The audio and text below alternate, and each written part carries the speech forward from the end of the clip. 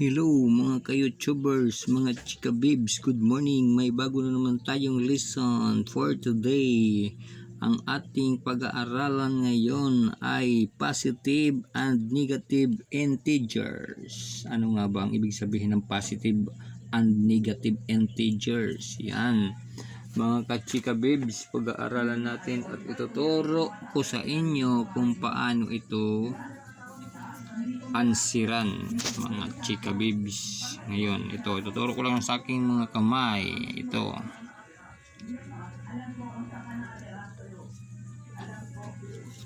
positive and negative integers.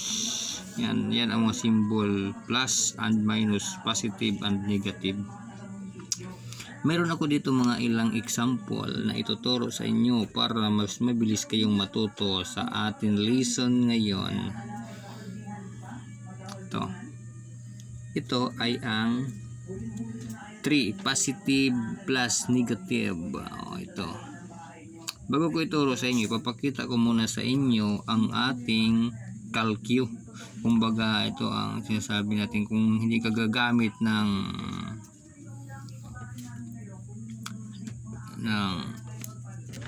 nito, kung hindi ka gagamit ng ganito, hindi ka makaka-answer ng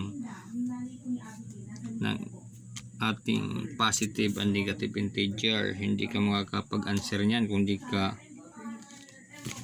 gagamit ng kodigo. Kailangan mo gumamit ng kodigo para makapag-answer ka. Ito ang kodigo.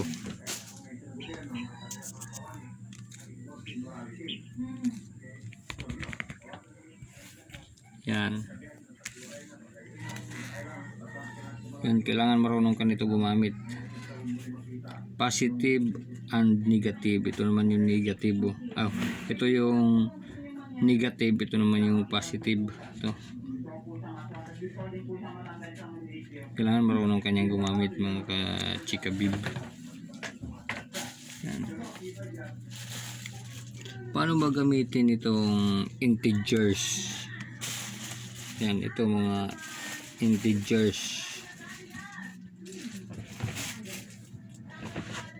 Paano ba gumamit yan? Ito lang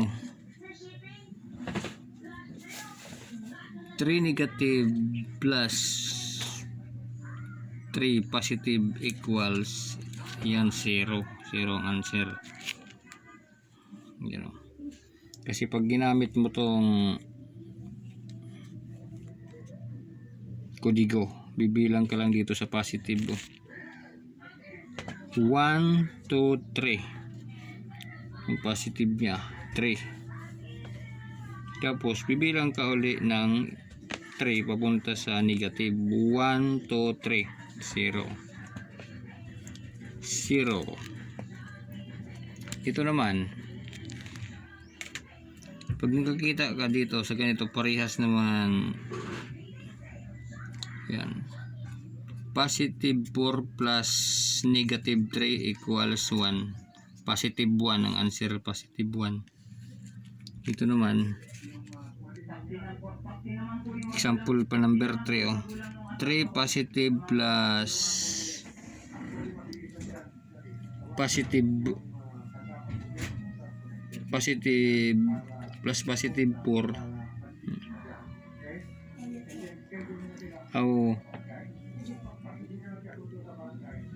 Negative 3 plus positive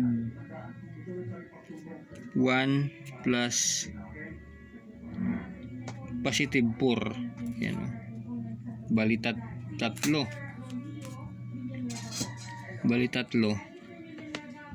Positive 3 plus negative 3 plus positive 1 plus negative 4 equals 2. Hirap yan pag di mo alam yan. Negative 3 plus positive 1 plus positive 4 equals 2. Gagamit ka ng kodigo para malaman mo kung integers.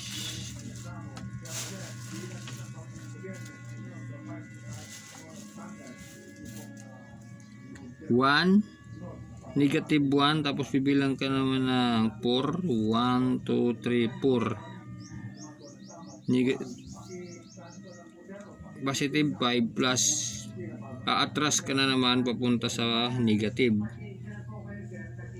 1,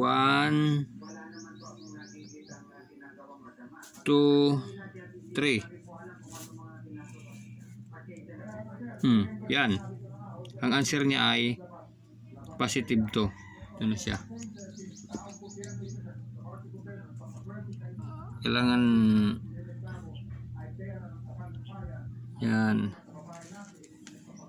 yan positive 2. O yan o, positive 2 answer.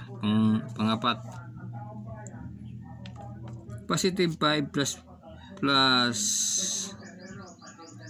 positive 5 plus positive 5 equals positive 10. Answer positive 10. Ito naman, dito na tayo. Dito sa number 7, pag nagkakita ka ng parehas ang symbol niya, 6 positive 6 plus negative 6 plus negative 6 equals 12. Negative 12. Pag parehas ang symbol niya, igpa-plus mo lang yan. Tulad naman pa nito. Positive 6 plus positive 6 equals positive 12. Parehas lang dito. Nagkaiba lang yung sign niya. Dito ay negative, dito naman positive. Isa pa.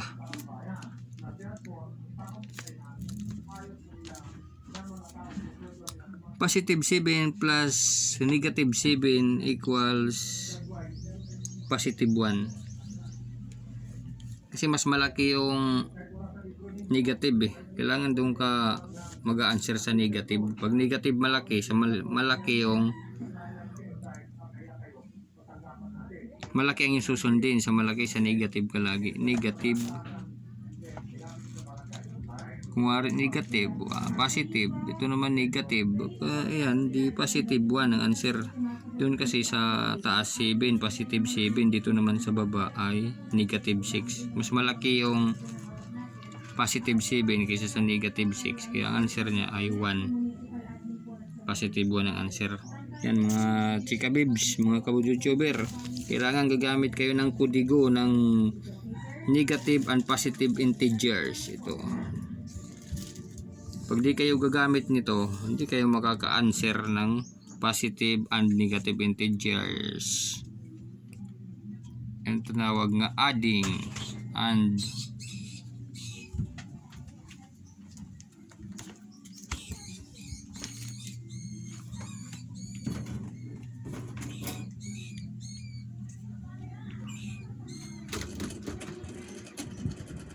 yan. Gagamit ka ng adding and subtraction. Additional and subtraction. Addition and subtraction gagamit ka niyan para matuto kang mag-answer ng positive and negative integers. Yan. Kailangan gumamit ka ng addition and subtraction para maka-answer ka ng positive and negative integers. Once again, gamit ka niyan. Pag malaki, laging tandaan, pag malaki ang positive, malaki ang susundin mo, magiging positive ang answer. Kung ang answer niya ay 1, positive 1, ito lagi susundin mo na malaki. Kuwari positive 7, o di nabawasan ng 6, di 1 na lang ang natira positive pa rin, positive 1. Kung ang negative naman na natira 1, tulad dito, tulad dito 4, or basta sa negative ka lagi. Tulad dito, positive pa rin ang answer dito. Saan ba tayo na ganun? Basta kung malaki ang negative, sa negative ka kukuha ng symbol. Kung malaki naman sa positive ka kukuha ng symbol niya para mag-answer. Katulad nito, mas mataas, tulad nito, mas mataas yung symbol ng, mas mataas dito, mas mataas yung positive, yung symbol niya positive. Kung mataas yung negative mo, di sa negative ka kukuha, pero mababa yung symbol ng negative negative 6 siya kaya hindi siya pwede, mas mataas yung positive.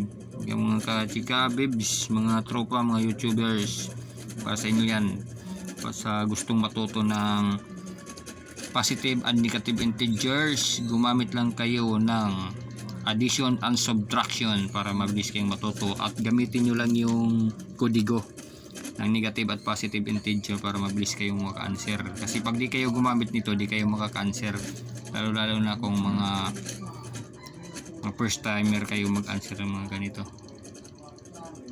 At yan lang. At kung nagustuhan nyo ang aking video, paki-like, share, subscribe, and pinutin nyo notification bell para lagi kayong updated sa aking mga cobra. Thank you.